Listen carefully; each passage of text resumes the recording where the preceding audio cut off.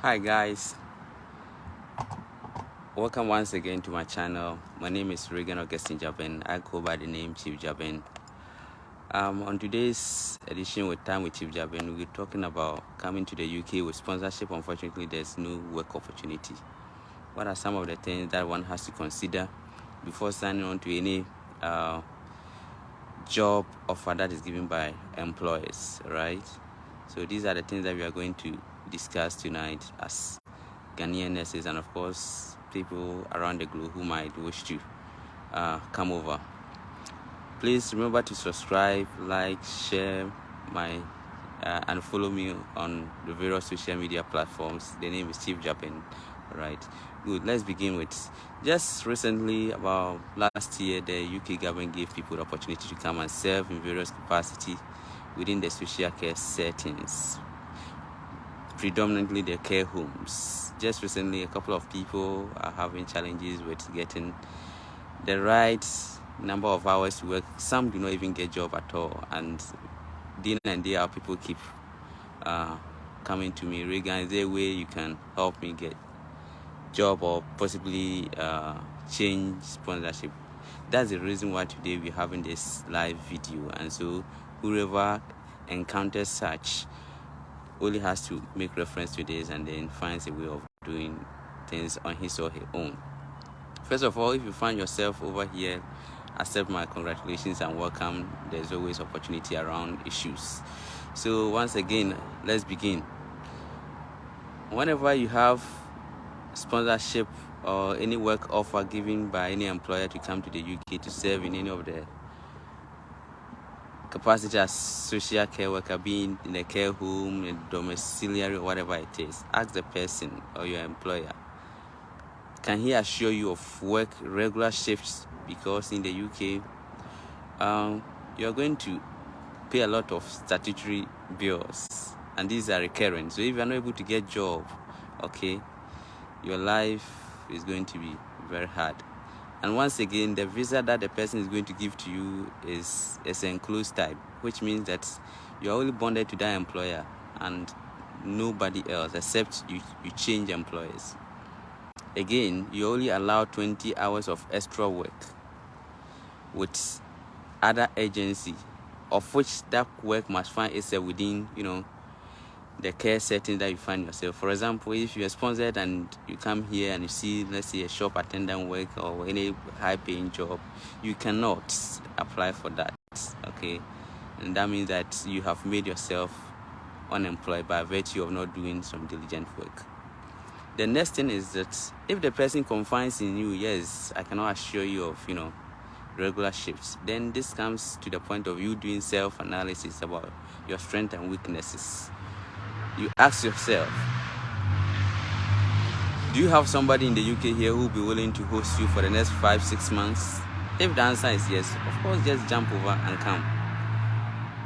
And when you arrive, I'll just entreat you to just focus on writing your necessary examinations and qualify as a nurse and practice. The advantage of becoming a nurse is enormous. It gives you a lot of options. You can choose employers as and when you want, okay? But if you're a carer, you're so limited. And one thing is, anybody can fire you at any point in time and you become stranded. So I entreat you to work towards becoming a nurse before you start. Begin your applications whilst you're in Ghana. I'm so much interested in the nurses, because if you're not a health professional, you come in to work as a carer, you're just worrying yourself. When the reality dawns on you, you might not like it, okay? So I always entreat that you have to always come with a nurse as your wife or husband. You know what I mean? Yeah.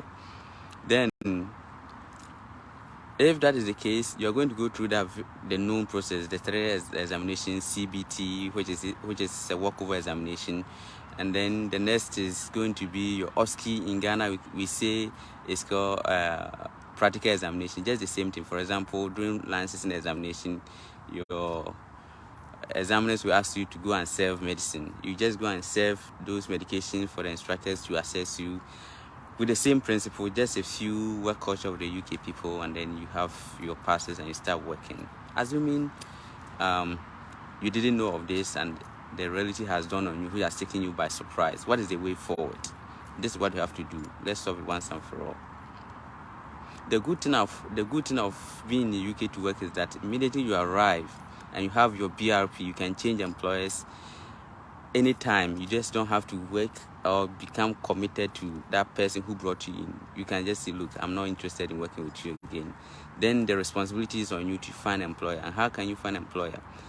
In that case, I would recommend you joining the largest trust, that is NHS. The NHS remains the largest recruiter of healthcare workers because they will always like to have right staff mix. They always want to have patient staff ratio, and also as well as having work social life balance. So there's always opportunity for people to join them. Okay, so if you come in and you don't have job, that is the only thing you have to do. Let me also emphasize that in the Western world, nobody is so influential to tell you that how I can assure you of job and all that. No, that doesn't exist. You just have to go through the processes, put the systems to test, and the systems will open for you if only you fit. Emotions do not win. So no matter how emotional your situation is, if you don't have the right to work, okay, you're not going to meet it. Assuming you have the right to work in the UK, let me guide you on how to join the NHS. So in our categorization over here, band carer, which is an equivalent of Ghana's healthcare assistant, is band 2 or band 3. Okay, so you ask yourself, in the whole of United Kingdom, the 4 countries, where do I want to join? Where do I want to work? You just decide on that. Me, for example, I like Leicester City, right? The Midlands is, that city is so nice for many reasons. First of all, it's very diverse. You have a lot of Africans, Asians, and all. In the weekends too, people trooping to have fun freely. So I think that is the area. If I were searching for job, these are some of the things I'll consider. So I'll just go online and Google Leicester City NHS just for explain what do you call it. I'm just elaborating for as an example. NHS trust in Leicester. So a list of hospitals making the university trust will come. Just consider what fits into your narrative and you pick it.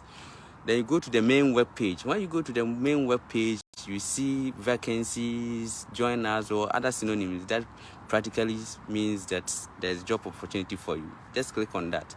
Check on nursing and midwifery vacancy. That's where you have the band 2, band 3. Basically because the kind of work you're going to do falls under the basic nursing skills. You don't necessarily need any special skill to do. You should have the goodwill to stand the job contents, and that's it, right? Good. So you go in there, scroll through the options there. Wherever you see band 2, band 3, check to see those ones that have permanent job. You have permanent. Some also written bank. Others have other inscriptions. Some also have restrictions. Make sure you don't go in for the restrictions. Check to see if you fall within the people who are not restricted. Of course, you can apply. If there's none that applies to it, then of course you are at any point in time qualified to apply. So you just click on that, and then it gives you the job description. Make sure you pay attention to the details of that. Then you come to the next one that is equally important. That is person specification. So let me emphasize here that at this point in time, the person specification, what they are going to do is they want you as an employee to have certain qualities, right? Certain qualities. Pay attention to it. Photoshop it and put it somewhere else, because in the course of your application, they will test you to see if you really paid attention to that part. So that, most of the eliminations, I think, will be centered around that. If you're not able to do it, of course, I don't think your application will go beyond the selection level. So write those ones down, and then scroll down. You see apply. Click on the apply. It takes you to the next level, and that is where you see track jobs. So let me say that the track job is a centralized application portal for the NHS. All manner of staff, doctors, occupational therapists, midwives, nurses, healthcare, and everybody applies to the NHS through that. Okay. If you don't have an account, make sure you create an account. And when you create an account, you start with your application. You realize, as I told you, nobody's so influential. And over here, people, everything that you do or you get is purely on merit. It's not like protocol that exists somewhere else. So they will ask you, do you know anybody working in that trust? The answer should be no, obviously no. If yes, you're just going to complicate your issues. No. And then we have a tall list of questions about your eligibility to work in the United Kingdom, as you understand.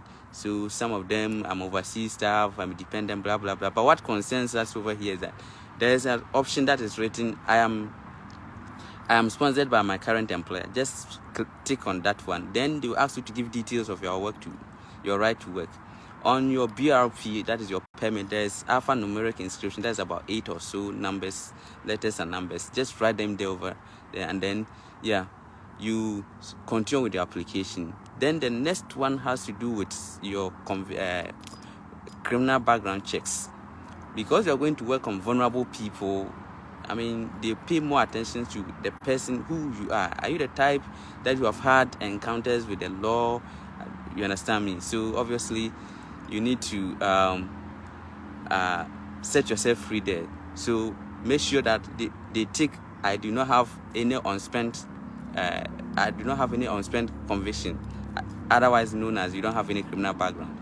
If you have, don't lie, because you're going to go through another background check before they will issue you with your sponsorship. That is, you do police background check, we call DBS. If you're in Scotland here, it's called PVG. All right, good.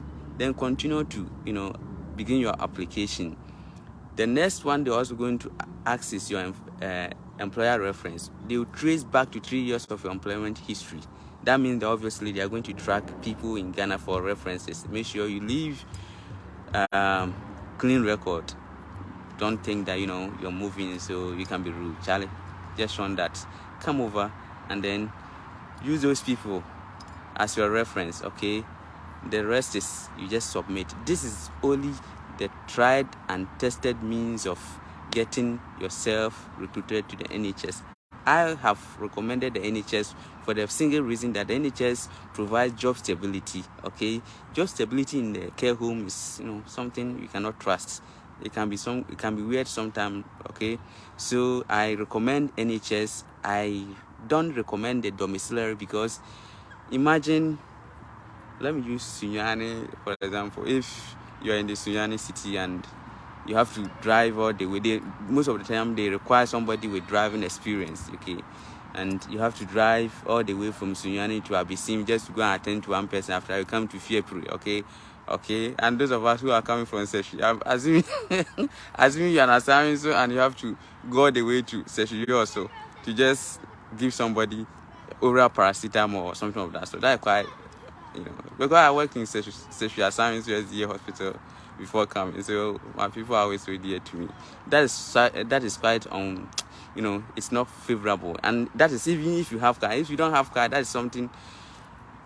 It's a whole challenge on its own. So people always come in and they become stranded, always calling. Some of us who are always there to help people who are stranded. And I think that that's the way you can go about it. So don't go in for the domiciliary. And let me also send a caution that if you are not a nurse, please don't join this as a main applicant. I've seen a couple of teachers coming in as, carers and all that. You cannot withstand the whole this thing. So repeat the process I have elaborated so far across the various trusts that you want to. And one good thing about working in the UK is that even if you apply and not successful, at the end of the selection period, you still be notified that you are not successful. Assuming you apply about 10 or 12, one of them will definitely pick you up. I wish you the very best of luck. Make sure you share this, you like it, you follow me anytime on Facebook Live. Come and pick some tips and let's see how we can win together. The name remains Regan Augustine Gyabeng, On Time with Chief Gyabeng. On my blog, across Facebook, WhatsApp, Facebook, Twitter, YouTube, the name is Regan. Thank you very much for your time. Bye.